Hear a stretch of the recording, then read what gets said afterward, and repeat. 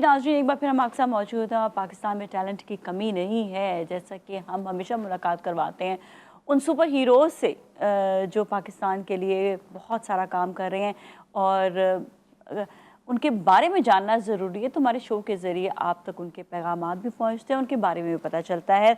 तो आज हम आपकी मुलाकात कराएँगे डॉक्टर ज़ुबैर खालिद से, जो एसोसिएट प्रोफ़ेसर है LUMS university department of electrical engineer. और आपको ये भी बताएं कि इन्होंने बहुत ज़बरदस्त प्राइज़ जीता है गॉर्डन बेल का, और इन्होंने क्लाइमेट मॉडल जो है वो बनाया। वो क्या है बेसिकली, ये हम इन्हीं से जानेंगे।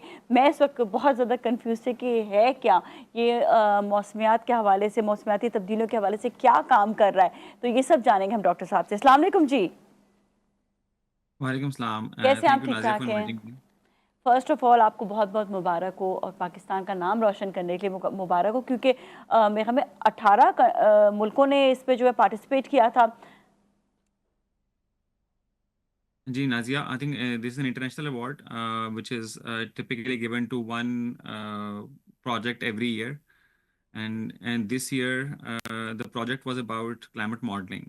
हम्म। Actually I was part of the team जिन्होंने climate model बनाया, जो कि हाई रेजोल्यूशन डेटा जनरेट कर सकता है। जब भी हम क्लाइमेट डेटा की बात करते हैं, क्लाइमेट के एनालिसिस की बात करते हैं, तो climate data plays a very important role जी जी। In forecasting, in carrying out climate projections. अगर आपने क्लाइमेट के सिनेरियो डिस्कस करने हैं, फॉर एग्जांपल पाकिस्तान के कॉन्टेक्स्ट के अंदर, अगर हम्म। हमें देखना है कि हीट वेव का क्या इम्पैक्ट आएगा, किस रीजन पे कितना आएगा, टेम्परेचर किस तरह बढ़ेंगे डिफरेंट सिनेरियोज के अंदर, तो उसके इस सब को जांचने के लिए क्लाइमेट डेटा की बहुत अहमियत है। और टिपिकली जो क्लाइमेट डेटा है, ये आपके पास क्लाइमेट्स इक्वेशन से आ रहा होता है, क्लाइमेट सिमुलेशन से आ रहा होता है, जो कि बहुत कॉस्टली होते हैं। व्हेन से costly costly in terms of compute power, और ऑल्सो जब when we generate this data, तो इसके लिए बहुत ज़्यादा स्टोरेज चाहिए होती है।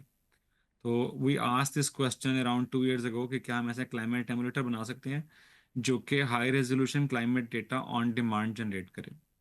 So that's how it all started, and so we worked on this project for 2 years, and we could come up with a climate emulator जो कि existing emulators की निस्बत तकरीबन 3 लाख गुना बेहतर रेजोल्यूशन प्रोवाइड करता है। Okay, this is great. ये बताइएगा कि यहाँ पर कितने ममालिक मौजूद थे, और आप लोग का प्रोजेक्ट जो था वो बाकी सबसे क्या डिफरेंट था बहुत ज़्यादा? एक्चुअली नॉर्मली इस प्रोजेक्ट के लिए हम सबमिशन करवाते हैं, and it's a 2 stage review process. हम्म। पहले दे चूज द फाइनलिस्ट। हम 3 टीम फाइनलिस्ट चूज की गई थी, और फिर उन 3 टीम्स ने प्रेजेंट किया सुपर कंप्यूटिंग कॉन्फ्रेंस के अंदर in the second last week of November, and then one team was chosen as a winner for this award. Okay. अच्छा बताइएगा कि इससे जो है, एक तो पाकिस्तान को क्या फ़ायदा होगा, और दूसरा ये कमर्शियली भी कितना फ़ायदेमंद हो सकता है? जी, when we say we get high resolution data, so that could be used for different applications. मिसाल के तौर पे हम बेहतर फोरकास्ट कर सकते हैं। हम फ्लड्स की फोरकास्ट को बेहतर बना सकते हैं। हम जो मौसमियाती तब्दीलियां आ रही हैं, उनका इम्पैक्ट हमारी एग्रीकल्चर पे क्या आएगा, हमारी इकॉनमी पे क्या आएगा, हमारे लोगों पे क्या आएगा, उन सबको इस सब के एनालिसिस के लिए पहले तो हम इसको जांचेंगे, और फिर जांचने के बाद अगर हमने कोई मिटिगेशन स्ट्रेटजीज या स्ट्रेटजी या मिटिगेशन पॉलिसीज बनानी है, तो उनको बनाने में भी this model can be helpful. Okay.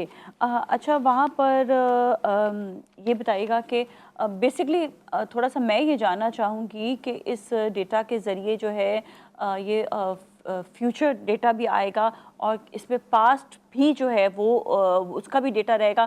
तो ये बताइएगा कि इसमें कितना ज़्यादा फ़ायदा होगा जब हम प्रीवियस या फ्यूचर डेटा जो है वो हम इसमें ऐड ऑन करेंगे। जी, हमने इस मॉडल को ट्रेन किया है यूजिंग एग्जिस्टिंग डेटा। इसका मतलब यह है कि अब हमें जब मॉडल ट्रेन हो जाता है, तो इसको अब डेटा स्टोर करने की ज़रूरत नहीं है। अब this now this model can generate on demand data. Okay. It means के we can save a significant amount of storage. हमारा टाइटल भी यही था कि we are trying to save petabytes of storage using this climate emulator. जी, जी। अच्छा, ये प्राइज़ जो है, जो हमने जो आपने अभी जिसके बारे में हमने ज़िक्र भी किया कि गोल्डन बेल जो है, ये प्राइज़ ये क्या है? और ये आपने बताया कि साल में 1 मर्तबा जो है ये इवेंट होता है।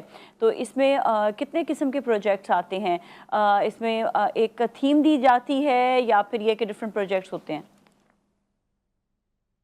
जी, thank you Nazia for this question. Gordon Bell prize started I think 1987। तो तकरीबन पिछले 37 साल से ये दिया जाता है। और इसमें 2 साल पहले एक क्लाइमेट का ट्रैक स्टार्ट किया गया था कि this Gordon Bell is primarily after the Gordon Bell, जो कि सुपर कंप्यूटर के बानी भी कहा जाता है उनको। सो उन्होंने अवार्ड स्टार्ट किया था ये। It's a highly prestigious award, और जिसको नॉर्मली टिपिकली सुपर कंप्यूटिंग में हम इसको सुपर कंप्यूटिंग को नोबेल नोबेल भी कहते हैं। हुँ, हुँ। So, so this award is given to project every year जो कि सुपर कंप्यूटर्स को यूज करते हुए डिफरेंट एप्लीकेशन में ब्रेक थ्रूज करते हैं। So there is no theme. हाँ, it could be in any area, लेकिन this year this project was focus on climate modelling. Okay. अच्छा, बताइएगा कि आप लोग की सिलेक्शन कैसे हुई? आपकी टीम में सिर्फ़ पाकिस्तानी थे या और भी ममालिक से लोग थे? It was a it was a multidisciplinary team.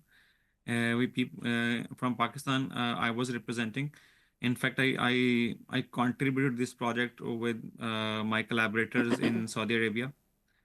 We had people from NVIDIA, from US, University of Notre Dame, National Center for Atmospheric Research, and also from University of St. Louis. So it was a multidisciplinary team in which we had people from climate, hmm, hmm. We had people from statistics and AI, और फिर हमारे पास HPC के लोग थे जो कि इसकी implementation कर रहे थे सुपर कंप्यूटर्स के ऊपर। अच्छा, ये एक तो दुनिया भर से टीम सेलेक्ट करना, मिलना, कैसा एक्सपीरियंस होता है? बाकी ममालिक से जो लोग आते हैं, इनके साथ एक्सपीरियंस कैसा होता है? I think overall we worked on this project for 2 years, and it was a very great experience. It was a very learning experience for me, and I'm glad that I could contribute to this project and I could represent Pakistan for this project. Okay. और जब आप वापस आए तो आपको कितनी पज़ीराई मिली, ये बताइएगा? Gigi, I'm very humbled that I received a lot of congratulations and a lot of messages from different communities in Pakistan and also from my university, from my colleagues.